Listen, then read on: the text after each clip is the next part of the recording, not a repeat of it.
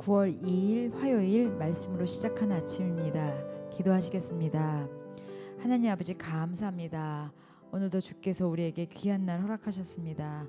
오늘도 우리가 하나님의 뜻을 기다리고 최선을 다해 주님을 인내하며 기다리는 저희들 되게 하여 주시옵소서. 감사드리옵고 예수님의 이름으로 기도드립니다. 아멘. 자, 우리 같이 오늘 나누실 말씀은 창세기 38장 12절로부터 19절까지 말씀입니다. 얼마 후에 유다의 아내 수아의 딸이 죽은지라.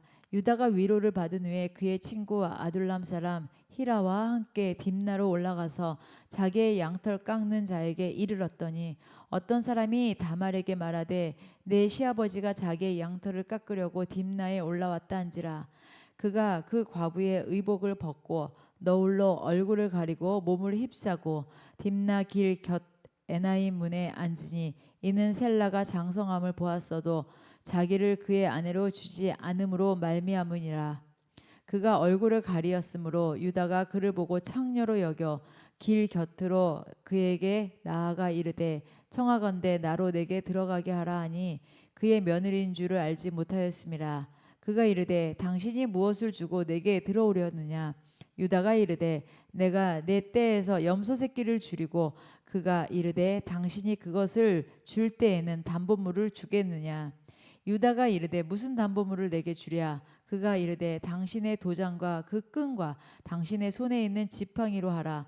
유다가 그것들을 그에게 주고 그에게로 들어갔더니 그가 유다로 말미암아 임신하였더라.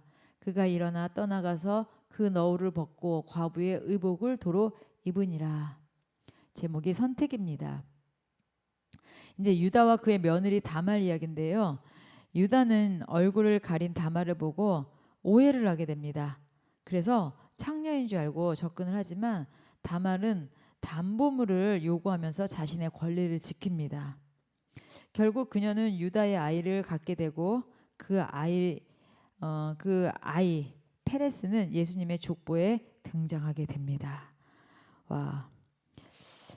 자, 아내와 사별한 유다. 우리가 주님의 위로, 주님의 그 사랑, 그 안에만 머물렀으면 좋았을 텐데 어떻게 보면은 여기에서 그 위로를 이제 주님의 위로 이후에 이제 사람을 통하여서 쾌락을 따라 움직이게 되죠. 자, 그러면서 이제 그 며느리 다말의 처지는 아예 돌보지도 않는 상황이 된 거예요.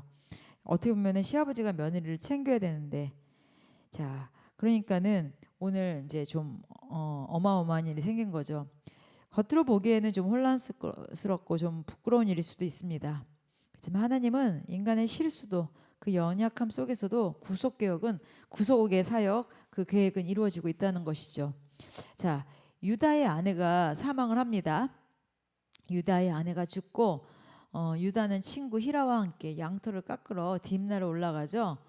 자, 거기에서 이제 다말은 셀라가 성인이 되었음에도, 그러니까 다말이 누구예요? 첫 번째 며느리였어요. 엄밀히 말해서. 그리고 이제 둘째하고도 안 이루어졌기 때문에 죽었고, 셋째 셀라가 성인이 될 때까지 기다렸어요. 그랬는데도 시집을 가지 못하고 과부의 옷을 어떻게 보면은 계속 이렇게 벗고 너울로 얼굴을 가린 채 길가에서 유다를 기다립니다. 자, 유다는 얼굴을 가린 다말을 몸을 파는 여자로 오해하고 접근합니다.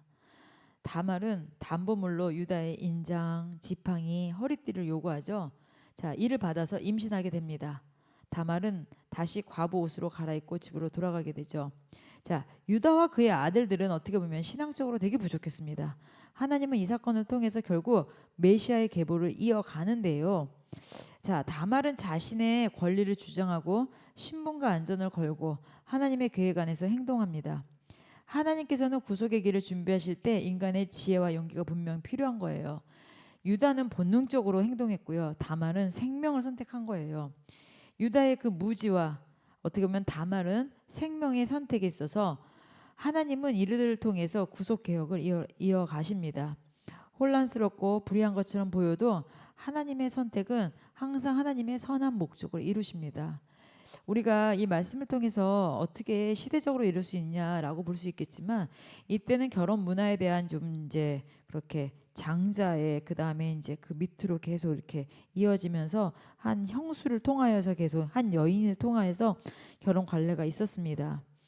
그러나 이 대를 이으려 했었던 오히려 며느리는 대를 이으려 했고 시아버지는 이 모든 것을 다 잊어버린 채 또 의도적으로 그렇게 하지 않기 위하여 셋째 아들까지 죽을까봐 인간적인 행동을 택했는데 결국 자신의 씨를 통하여서 대가 이어지게 되었습니다. 어떻게 보면 유다의 무관심 또 본능적인 선택인 것 같아 보이지만 다말은 어떻겠습니까? 하나님께서 이어가실 그 생명에 대한 그 계보 이것에 있어서 오히려 유다가 또 통로로 쓰임 받은 것이죠.